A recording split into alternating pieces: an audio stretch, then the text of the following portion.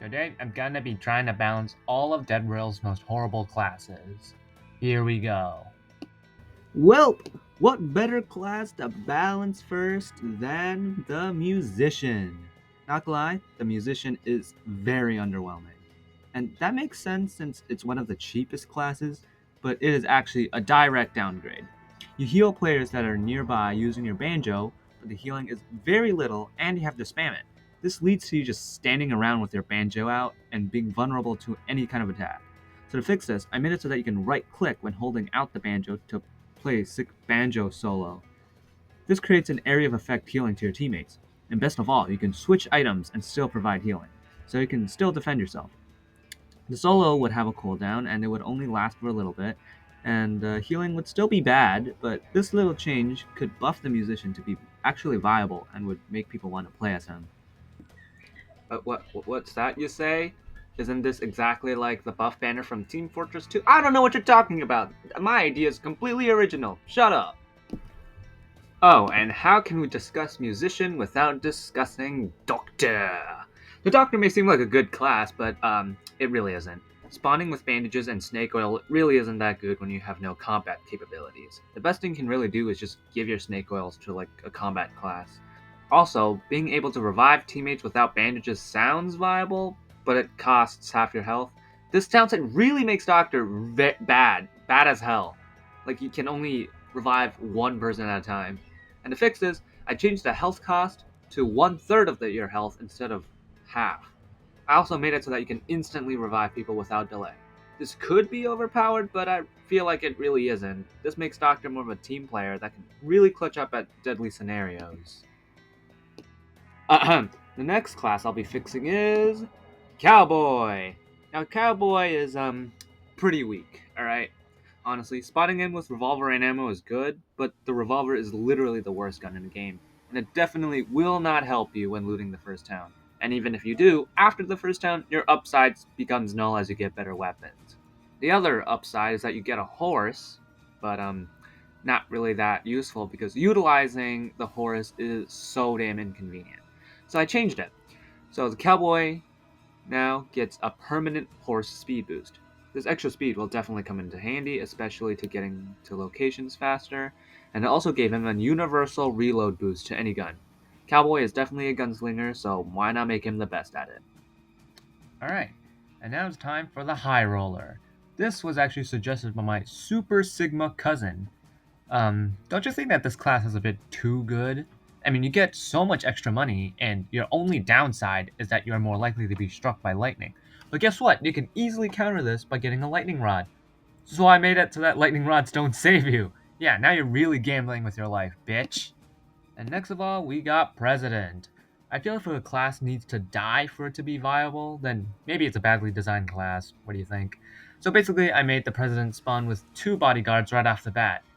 Yeah, and this was also suggested by my Super Ohio Giga Chad cousin. And next up, we got Zombie. I feel like I don't really need to explain his downsides. Like, I feel like the developers must have been, like, high on LSD or something when making this shitty-ass class. So I changed him to be a good class instead of some text-collecting dust in the classes menu. So I made him 1.5 times faster, like a runner zombie. He can still heal from eating any kind of corpse, but instead of giving him shitty healing, I gave him some decent healing. So basically, eating a corpse will heal you the same amount, but also give you the snake oil effect.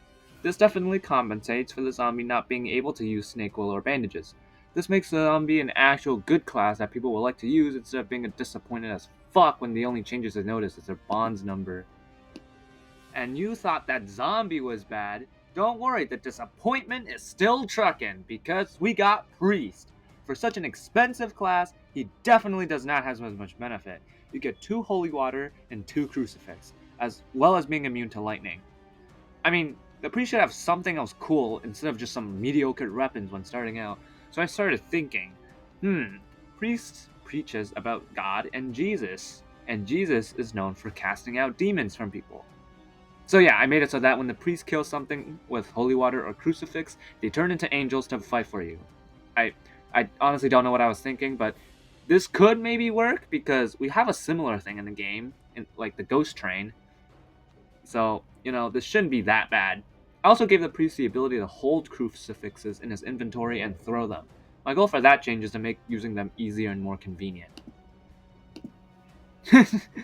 And if you thought those two were bad, don't worry, because we got Hunter. Where do I even start with this god-awful class?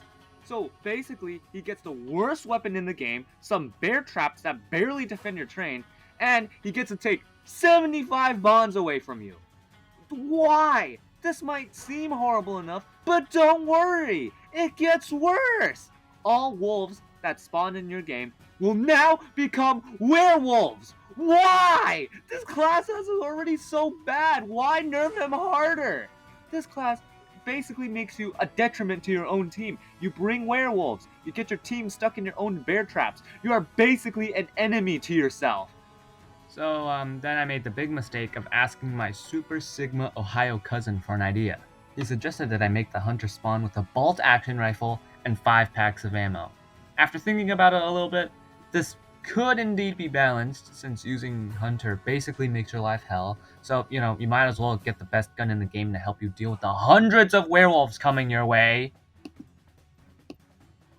Oh, and if Hunter wasn't enough detriment to my sanity already, next class I'll be trying to fix is Knight. I really just have no words for this class. I honestly think the developers let their cat walk on their keyboard and implement that into the fucking game. So basically, this class spawns with a helmet, chestplate, and a sword. That's it. You know how much this class costs? 75 bonds. 75 fucking bonds. You know what you can get for 75 bonds? You can get Vampire for 75 bonds. You can get Survivalist for 75 bonds. You can mortgage my house for 75 bonds. What in the flying fuck does a knight have that deserves it to cost 75 bonds? Jesus Christ. So, I try to fix this class, alright? So I did it by giving him stuff that warrants the price. I gave him the ability to charge by right-clicking. Running into an enemy with the charge knocks them back, damages them, and stuns them for a short period. Also, your melee attacks does more damage depending on how long you've charged for. But what did you say? Isn't this exactly like Demo Knight from Team Fortress 2? I don't know what you're... Again, my idea is completely original. I don't know what you're talking about. Shut the fuck up. Well, this class, is a bit more upsetting than disappointing. It's the Demolitionist. This class has the most potential to be fun, and the developers just kicked it aside. This class is like Steve Jobs if his parents never cared for him and just abandoned the infant in a dumpster. But fortunately, I care about this class. I made him so that he unlocks his full potential and becomes a fan favorite in the Deadrails community like he deserves. So, instead of spawning in with a gunpowder barrel and landmines, I made him spawn with 4 dynamites instead. I also gave him the ability to hold his dynamites in his inventory and light them and throw them. And now you may be saying, how does he light dynamite without a torch? That makes no sense. Alright, so anyway, this class is basically a better arsonist, which excels at solo and not team-based because of, well, friendly fire. Yeah. Oh, and by the way, let me introduce you to the most disappointing class in this game, Ironclad. This class was meant to be a tanky build, which, well, he does have. He has every single armor piece in the game, so you would think he would be very durable. Well, not really. Regular melee attacks still damage you normally, and due to your slowness, you can easily get overwhelmed and fucking die. For 100 bonds, this class is definitely the worst one you can buy.